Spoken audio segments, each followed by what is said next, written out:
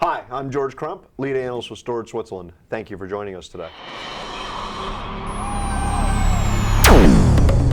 One of the terms that IT professionals are going to be seeing a lot is data lakes.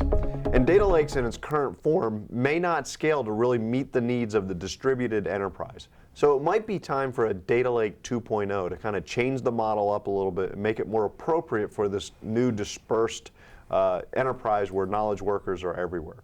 Joining me on the whiteboard to talk about that is Ed Beauvais. Ed's with EMC. Ed, thanks for joining us today. Great, George. Thanks for having me. Before we jump into the whiteboard, you represent the Isilon group within the EMC portfolio, and a lot of people are probably familiar with EMC in general, but maybe not Isilon in specific. Tell us a little bit about what Isilon does. Great. Isilon's a leader in unstructured content storage. So you think about Isilon as a scale-out storage solution for unstructured content, and really Isilon excels in three key areas. One is storage efficiency, but doing that in a way that's really easy to manage and simple to scale. So let's talk about, from the whiteboard perspective, you've got a data lake drawn up here. Talk about some of the challenges that you see people facing. Great. So what we're hearing about, and certainly when we thought about, the original data lake strategy, think of this as a 1.0 strategy, really focused around the data center and multiple workloads.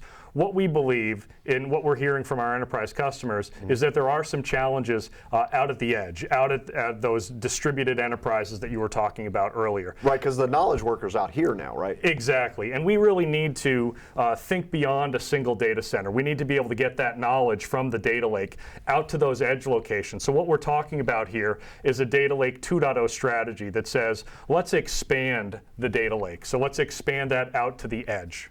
Okay, and so how do you do that? This is not a new problem. We've been able to do this before. It just was prohibitively expensive. So if you think about, for an enterprise to go out to the edge, they might have to invest in hardware. And if you've got 100 locations, the costs can quickly escalate. Right. So what we need is a new approach. Okay. And the new approach for the edge needs to be, it needs to be simple. It needs to be able to leverage the existing resources that you may have in these edge locations. And if you've got hundreds of edge locations, you want to have a consistent experience for those knowledge workers. So we're excited about our new product family.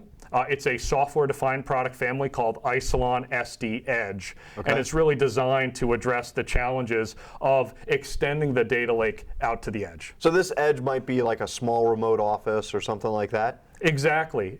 And what this capability enables is it really allows you to expand the edge of the data lake so that now I can take content that may exist in the core part of the data center, make that accessible to those edge knowledge workers. They can then add value back into that content. And now we've got full visibility from an IT perspective, and now I've actually got data that's flowing both directions. So I've got value being created out at the edge, but now I've got visibility from an overall IT perspective in the core. Okay. Now you said it's software defined, so my assumption is that software that you provide that I load onto an appliance or something or a server out here? Exactly. So if we had to zoom into the edge, think about it this way. Let's take a closer look at what the edge might look like. Let's say we've got a couple of servers, and in our edge deployment, we're going to say we've got 3 commodity servers with some disk on there.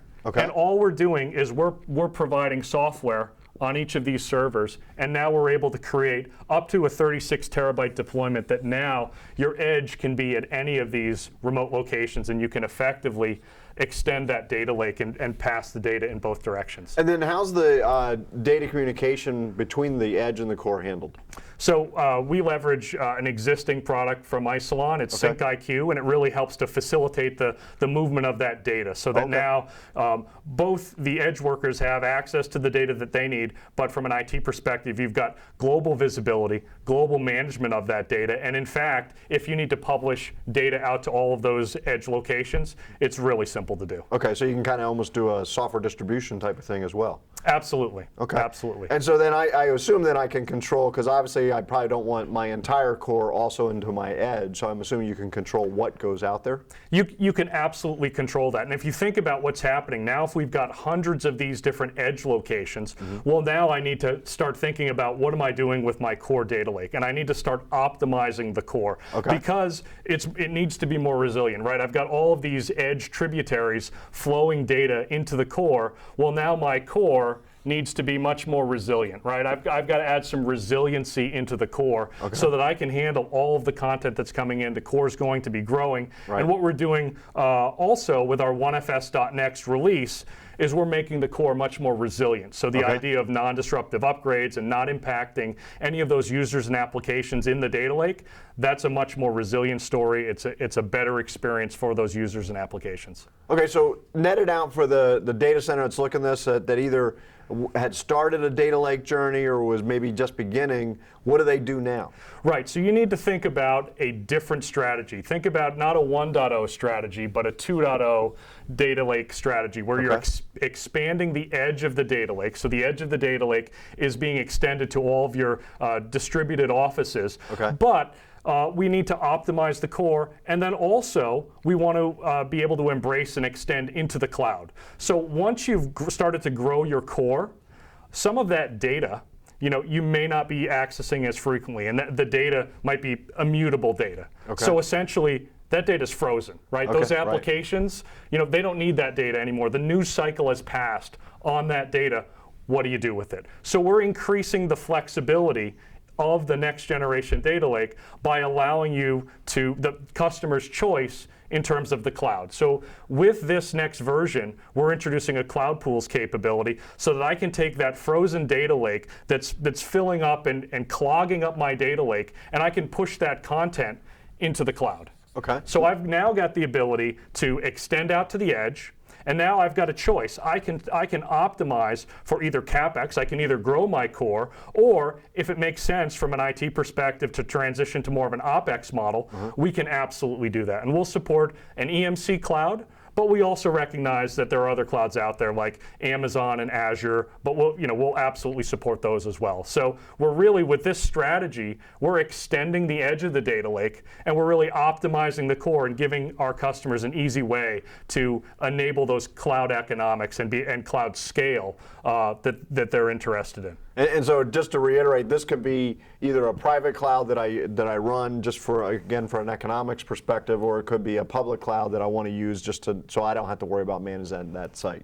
Exactly. So for example, I might be space constrained at my existing data center. Now I've got the choice. Do I want to add additional capital, or do I want to shift to an OpEx model? And now I've got great flexibility, great choice, and this is seamless for not only the administrator, but for those knowledge workers and those people consuming the application. It's transparent to get that data into the cloud. It's still available, but you really optimize the cost basis on which you're operating under. Right, because the cost to build that next data center just for one use case could be unbelievably expensive, and it might make sense to park it in the cloud for a while until you need more reasons to have another data center or something like that, right? Exactly, and the great thing about this solution is we've embedded the gateway into the Isilon software capability. I'm not going to buy a separate appliance. You don't have to buy a separate appliance. It's really easy. It's a straightforward management of the solution, and now you've got the flexibility to just decide what's the right cloud environment for you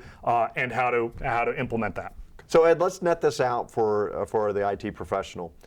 If they start to look at a 2.0 sort of data lake strategy, what are some of the key takeaways they should be taking from this? One of the things that IT professionals are telling us in conversations all the time is that there's a number of challenges, both at the edge, at the dispersed enterprise, and also there's a need for a cloud strategy. And one of the great things about the Data Lake 2.0 strategy is it really addresses both of these challenges. It allows IT to be able to expand the data lake out to the edge and get the knowledge into the hands of those workers so that they can increase their productivity. But at the same time, with the cloud, we're able to offer flexibility and allow organizations to take advantage of cloud economics. And I think that's really, at the end of the day, it's about expanding the data lake so that we can have the right experience for our customers. Okay, great. Well, Ed, thanks for joining us today. I appreciate it. Thanks a lot.